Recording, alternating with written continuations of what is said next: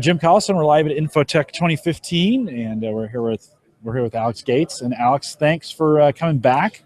We interviewed you at Heartland Developer Conference, and so if you're interested, I think if you just Google, if you go back and look on YouTube for Heartland Developer Conference 2014, and look for your name, I think it'll bring it back up. But let's do a little review. Tell us who you are, where you're from, what you do, those kinds of things, the vitals. Yeah, well, I'm Alex Gates. I live in Omaha. I'm a web developer. Well, you should say that again, right? I live in Omaha. Yeah. That's a project we did many years ago at WhatCheer. So I'm a partner at WhatCheer, and we're a design and development studio. So we had done a lot of client work for many years, and we were always looking for our own project to work on. And so an opportunity came up with an entrepreneur from California, and she convinced us to sort of put our client work on hold and come work with her full-time on a company called Pack. And so that's what I've been doing for the last 2 years, working full-time, packdog.com. It's a website for people who love dogs. P-A-C-K-D-O-G. Just like it sounds, Pack Dog. And it's say what it is. Yeah, it's a website for people who love dogs. So there's a lot of enthusiastic photo sharing of their favorite dogs and commenting on photos. Isn't that just Facebook? No, that's cats. Yeah, so I mean, we sort of say, we position ourselves as saying, maybe your friends don't like you sharing your photo of your dog all day long on Facebook. So you can come to this community where there's people that are really enthusiastically looking forward to it. And that's perfectly okay, Absolutely. Right? To just overshare the pictures of your dogs. But it is a social network in that sense. How is it different than a Facebook from that standpoint? Yeah, so it's almost more Instagram-like than anything in terms of we have the photo feed of the square photos. And there's not a whole lot of...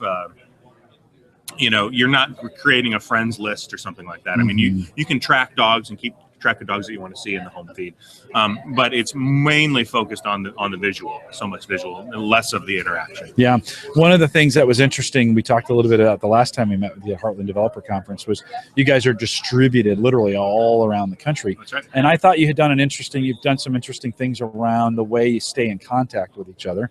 Talk a little bit, just a little review of how are you doing it distributed and still making it feel like you're a team? Sure. Well, yeah. Well, we had the opportunity, like I said, as WhatCheer, to be working together in the same building. We had an office down at Mastercraft in Omaha, and so we, for a number of years, really built a strong culture. But then, when one of my business partners was moving to California, and then we decided, well, we're going to get rid of our space and just work from home.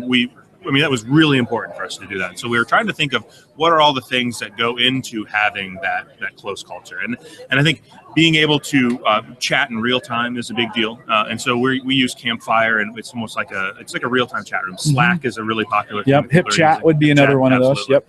And we're in Campfire, and we've just been in there for years, so we've kind of stuck around. But we also put together, my coworker, John Hobbs, put together a clone of an app called Squiggle. And that basically takes a photo of you every 5 or 6 seconds. And then so when you bring up the app, it's just got all of our photos on there. It's not something it's not a live video, so it's not distracting that way.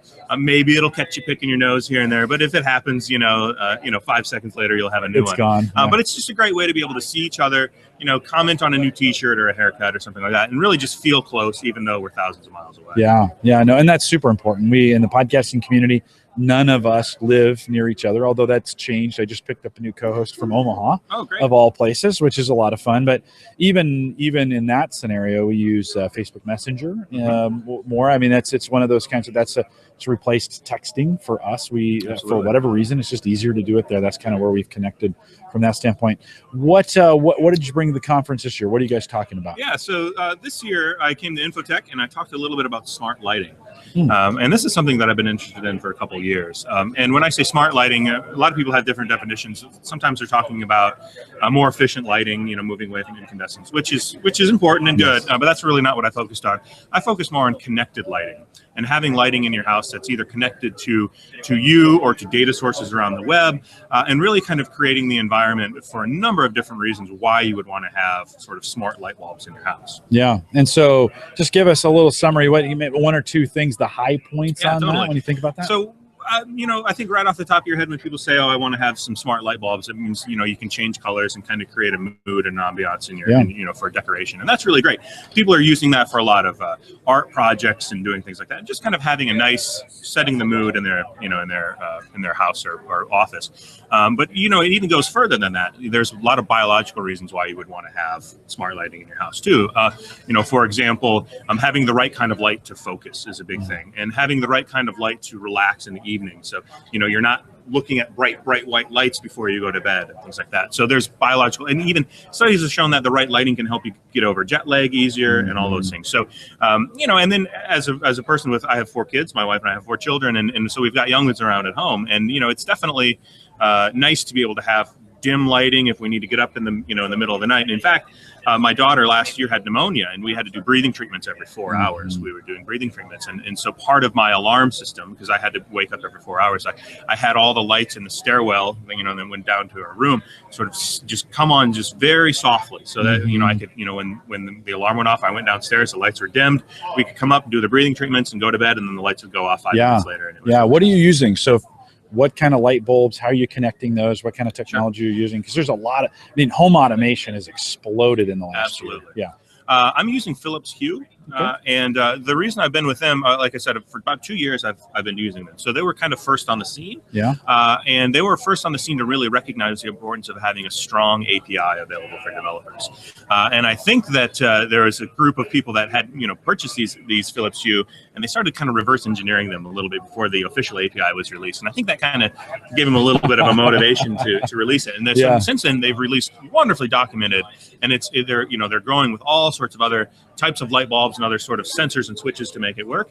But the reason why I've stuck with them is, well, I've made the initial investment and I've kept buying these bulbs, but that they have a very, very strong developer community, and they're doing such a good job documenting their API and allowing people to really work and build really cool things. Companies are forming around apps, companies are forming around hardware that interacts with these, and they've really kept a really open ecosystem and the support of the developers, and I really like that. Okay, so I have to look into that. We just picked up the Amazon Echo. Yes. I should say picked it up. It just arrived from Amazon, and was one of the second waivers. So there's an initial wave. I didn't make the first cut, made the second cut.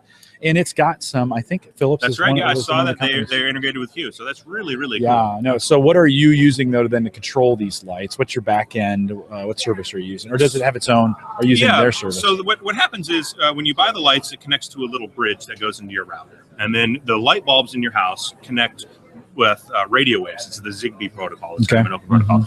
And that connects to the bridge. And you can have up to 50 lights on the bridge, and each light acts as a repeater for that signal. So you could take them really far if you wanted to, which is really cool. Yeah. And so they've got wonderful official apps. There's unofficial third-party apps that you can use. But when I do tinkering around with it, I'm using Node.js. I'm using PHP. There's a Bash library that you can so if you want to do command line things, and just so command line your lights. Absolutely. Why not, right? Yeah. And so in the talk yesterday, I gave I think I listed 50 SDKs that were available. So anything from Go to Haskell to JavaScript, whatever you would want to do, you can really throw at it and it'll work. It's just a RESTful API. So get, post, put, all these commands, and it works out really well. Are you using any of the automation tools like Zappy or If This and That to If This and That does have the connection to Hue, and so I use that for a couple things. One, I use it to have I have some LED strips under my island in my kitchen, and then above in the counter, above a cabinet, and then at sundown, because sundown changes from day to day. Yeah. If This and That tells my lights what time to slowly fade on. So I get the LEDs that come on at a certain time, and then I also have If This and That turn them off for me at 11 o'clock. That's something that you can program on the app, but I had just been using it for years and years and years. In fact, I was just looking at If This and That stats, and it's something it's triggered like 400 and some times or something like that. So I was like, at 11 o'clock it sends that signal, and it's amazing how many times my wife and I are sort of getting ready for bed, and we don't have a set bedtime, of course, but we're kind of getting there, and then just climbing into bed, and then all the lights go out just magically like that. It just happened to be 11 o'clock, but it's pretty awesome. Yeah. That's pretty awesome. I haven't dived into that yet. That's been an area I've gotten into. I'm getting more and more excited. I think for me, I'm an early adopter on some things. Lights were not one of those things, but it does seem like we're getting to the point now where I think the average tech guy can jump into this. The average consumer, I think we're still a ways away, right? I think you have to have some savvy. I think it'll get better. I think more of us need to just jump out there. Do you run at lights from an energy savings at all, or is that, I bought a hybrid, 6 years ago, hybrid car, and it's really marginal, right? As far as the promises were way overblown, and I know there's some promises around energy savings around home automation. Do you believe those? Yeah, I mean, I do from the LED light perspective. Yeah. How, I mean, incandescent, they say that 5% of energy that's used in an incandescent light is actually used for light, and 95% is just lost as heat. And so that's what incandescent means. It means light by heat. So, I mean, these things are horribly inefficient. But, I haven't done any studies. I know that you can, there's a lot of really cool home automation things that will track your energy usage. Yeah. It's funny. I made the joke when I first had these going on. I was speaking at a Nebraska JavaScript conference, or, their little meetup, and I was talking about how, these are really efficient, but I also had a 7-year-old Mac Pro in my basement that I was using to issue these commands of these things. So I had that thing on that, totally wiping out any sort of energy savings. Yeah, exactly. Exactly. I've got, out in the garage, I have a Pentium 4 that, an old, and it still runs Windows XP, and it's just horrible. I mean, I don't even want to look at it anymore because I know it's just sucking down energy. I had a Dell Power Station, or one of there was a server, a really super powerful, that in between server and desktop, right? Couple Xeon processors in it. 450 watts just to boot that thing, right? And I was like, wow, okay, I'm not going to be popular, or I am going to be popular with the power grid. I just couldn't even run it anymore. I said, no, this isn't. I can't justify running this furnace out in the garage to keep my garage warm in the winter. Anything that you wanted in the session that you did? What was maybe the one takeaway that you wanted everybody to walk away with? What were you hoping you would get across? Yeah, I think the main thing was that it's not just about having pretty colors, and it's not just about having the that aspect of it. That there's so many other practical things. Now, that said, I told them very, very forward. I said, I'm going to show you some very practical things, and I'm going to show you some very impractical things. But really what I wanted to get across most was that there are legitimate use cases for having these lights in your house, and that I think it was a good introduction to them, so that when they do see these products, they'll say, oh, this could work for me, or I can use this in my life. And it's not just some sort of toy thing that, nerds would like to use to program, or, teenagers would like to have to light up their room or something like that. Cool. And have you gotten into any of the other areas? We think of the thermostat would be the obvious. Of course, Nest has also done smoke and CO2 detectors. And then, of course, GE has made a commitment to move into the appliance space with that. Are you looking at any of those technologies as well? So I just redid my kitchen last year. And so at that point, I didn't really opt into any of the really cutting edge, I'm just lucky to have an ice maker on my machine, on my fridge now. So, but, I've been looking at Nest for so long and eyeing this, and, I haven't pulled the trigger yet, but Nest has some great integrations. They know whether you're home or away, and they can communicate that back with your light bulbs, which is cool. And one thing that I demoed for the folks yesterday was that for folks that might be hard of hearing, the smoke alarm that they have can trigger your lights to flash red or something like that. So there's a lot of practical use cases that way. I mean, I think I'm slowly building up. I have a ton of these light bulbs now, and I'm investing money that way. How much are they?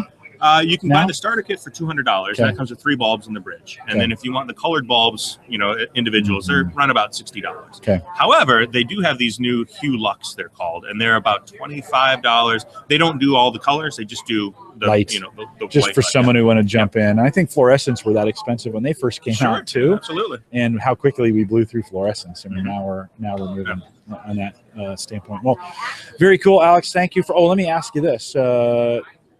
Last question. When you think about the future, 3 to 5 years from now, what are you excited? What kind of technologies are out there that you're really maybe that we haven't talked about, that you're really looking forward to? It's kind of like, man, I can't wait till we get this right.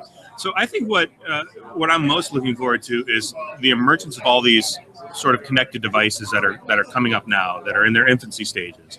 They're going to converge and really become connected in the sense that, I mean, right now, with iOS 8 and Apple's HomeKit, they're talking about how Siri is going to help you be able to turn your lights on and off. And these are just very baby steps, but they have iBeacon technology, which is low energy Bluetooth.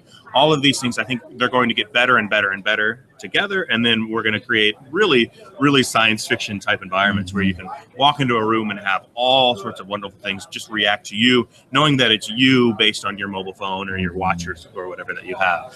So I think mainly my biggest thing I'm looking forward to the most is seeing these sort of mature and come together. Yeah, we, my daughter and I spent an hour last night on the kitchen floor talking to Alexa, our new Echo device, and we're beginning to we wanted to know what questions she could answer and what she couldn't. So we threw all kinds of things at her. We were super glad she knew all the questions to all the Monty Python and the Holy Grail.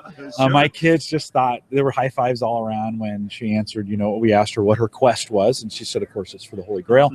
And so we asked all those questions. I'm excited. We got some really cool stuff coming up that is not only helpful, but interactive in a lot of ways and in response to us. So Alex, thanks for the t-shirt again. You're welcome. Of course, love Omaha and what we're doing here, but thanks for the shirt as well as coming out and interviewing with us again. And thanks for coming out. Thanks for having me. You bet.